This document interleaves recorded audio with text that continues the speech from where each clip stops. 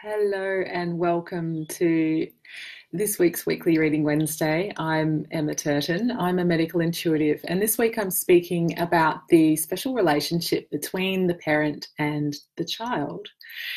Now, the parent and the child, that relationship for all of us, our relationship with our own parents, can create a lifetime of pain for us if we allow it to. It can create a link to a time of suffering if our childhood was that one of suffering. And it can create that link energetically that we are trapped in that victimhood, in remaining the victim of our childhood. And the reason I want to speak to that today is because there's been a lot of discussions around my posts last week about the special bond between the narcissist and the empath, and whether or not those same principles apply to the empath child of the narcissist parent. Many people have their first experience of that bond between the narcissist and the empath as a child with a narcissistic parent, or a parent who has that energy imbalance that presents as a narcissist. And I have a huge amount of respect and empathy for anyone who's been through a difficult childhood, however that may have been, or whatever the reasons for that, whether that be anything to do with a narcissist, or whether that be simply through an abusive childhood or a lack of having your basic needs met. I have a huge amount of empathy and understanding and compassion for you if you have been on a journey that way. As a child, we are vulnerable. As a child, we have basic needs, and those needs are love, shelter, and survival. And these are what we need to have met as an infant. And generally, we look to our parents for these basic needs to be met. And if our parents are unable to meet one or all of those needs, we may need to be put in the care of somebody else. However, many people are born into a childhood in which one or all of those needs are not met. And there are many people in the world who are now living as adults, having had to come to terms with that as their reality as a child. And so I have a huge amount of compassion for that journey. So if that has been you, I do feel for you, and I respect your journey.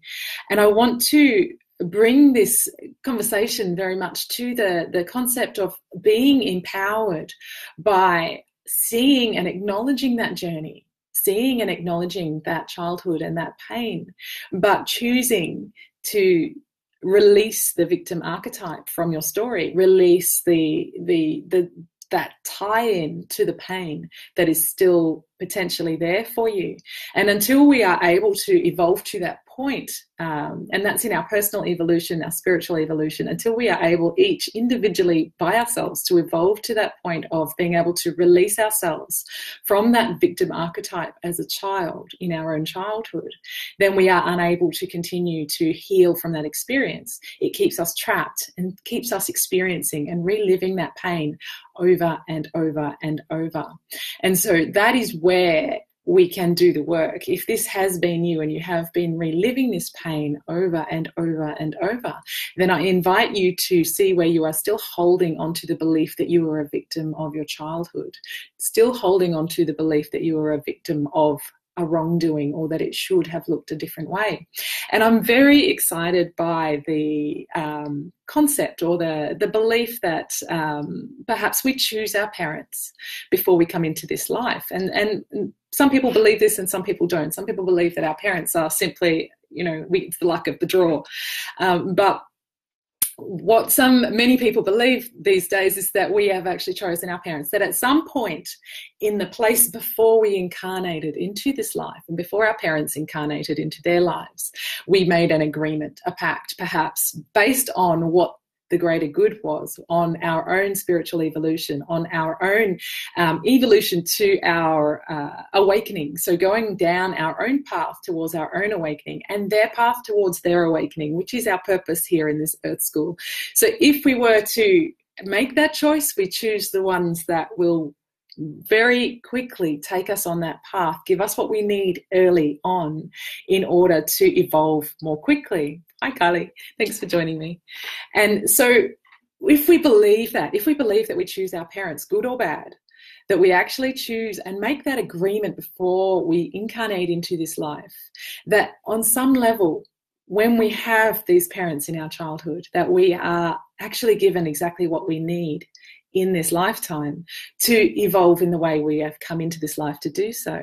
So, and if we start to see it from that perspective, we can start to perhaps release some of the blame, release some of the guilt, the shame, and perhaps some of the victimhood from that whole dynamic, that whole relationship dynamic, that perhaps somewhere in there was a choice. And although nobody in their right mind chooses suffering, that perhaps in choosing, it wasn't choosing suffering or not suffering. Perhaps it was choosing the best way to prepare us for our evolution in this lifetime, for our personal growth, for our personal journey in this lifetime. That perhaps there is that empowered choice made at some point before we step into this life with our parents, that they are there to support us in the way that we need, that we may not, whilst in our life, realize that we need. And I speak from a very delicate place, because I do have a huge respect for people who have been through huge trauma as a child. And many of my clients, there's many of my clients who are suffering today with physical symptoms that are as a result of unspeakable trauma that they suffered at the hand of their parents or other adults when they were children. And so that is a daily reminder for these people that they have this link to this pain, this link to this point in their life when they were the receiver of great suffering, at a time when they were most vulnerable and most needing care. And yet they are able to release the link to their victim archetype in that time. So it is still possible to let go of that part of the story. And that's not saying it never happened. And that's not lessening it. That's not saying it's not as bad as it seemed, or it's not saying that it's any less than what it was. It is simply releasing the power that it holds over you. And when you release the power that it holds over you, it enables you to step higher up in your life, to step into your new story, to release the old story that no longer defines you and no longer fits, because it's not present in your life right now. It is not there right now. It is your old story. And you have that opportunity. We each have that opportunity. Hi, Vicky. Thanks for joining me. So we have that chance to take that step in our lives. And I invite you to perhaps explore in your own childhood where you are holding any level of victimhood, where you are still keeping links to the stories. And it may be as simple as that, you know, I do that thing with my kids because that's what my parents did with me, or I clean the kitchen in a certain way because that's what my mum always did, or I make this thing in a certain way because that's what my dad always did. Any of those stories that we cling to about our childhood, and have a look in there and see where we are not choosing for ourselves, where we are actually allowing that to remain as our story simply because we can hide in it, simply because we can feel that we are not responsible for our actions in that way. And it may be as a very small thing, or it may be a really big thing that we are using that story to alleviate ourselves of the feeling of responsibility. And as a child, we never choose trauma. As a child, we never choose suffering. So that is not what I mean here. But it is simply that now, as an adult, we have a choice how that affects us and how that holds power over us or not. And this is the point at which we have a choice. So you have that choice now. And I honour your choice. And I look forward to seeing the conversation that comes from this. And I find it interesting that people have asked about the relationship between the narcissist parent and the empath child. And that is, of course, it can be a very abusive dynamic as well. So there is often a lot of trauma associated in that dynamic, in that relationship. And it is never the child's fault that they aren't managing their energy here. In that scenario, the child is vulnerable, and they are never, ever at fault for that energy dynamic. They are simply seeking love and shelter and survival from the parent. And the parent is dealing with their stuff in a way that has that flow-on effect to that child who is more sensitive and vulnerable to it.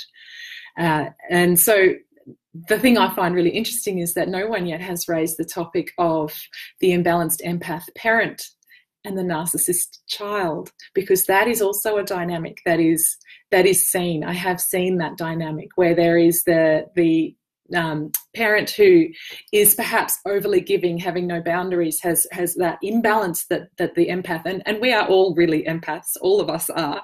It is just simply that some of us identify more strongly with it and understand what it means. So it's not saying that it's a label that only applies to a few. Everyone is actually an empath and has empathic ability. It's just some people identify more strongly with that. And so there is that imbalance that the empath is prone to, the energy imbalance of overgiving, over spreading themselves and not saying no, and not knowing their own boundaries and limitations and where they should be. And when you couple that with a child who has the narcissist imbalance, and that imbalance being that they feel unstable and they need to latch on to that energy to feel more stable, it can have the same detrimental effect as that relationship in any other dynamic. So it can be just as damaging and harmful for both of those people in that relationship as either way, as having it the other way around. So it's an interesting dynamic there. And so I feel that this is probably a difficult and delicate topic, but if there is anything that you would like to share in the comments, feel free to do so. Anything that you have learned that you've been able to let go of in your relationship with your parents, or that you've perhaps learnt and deliberately tried not to pass on to your own children, because that's often what we will do, recognising and acknowledging and making that conscious choice that although we cannot change our past, we can perhaps change that dynamic and relationship for our own children with their parents. Feel free to share in the comments how this has affected you and whether or not this video resonates with you. I hope you have a beautiful day. Thanks for joining me.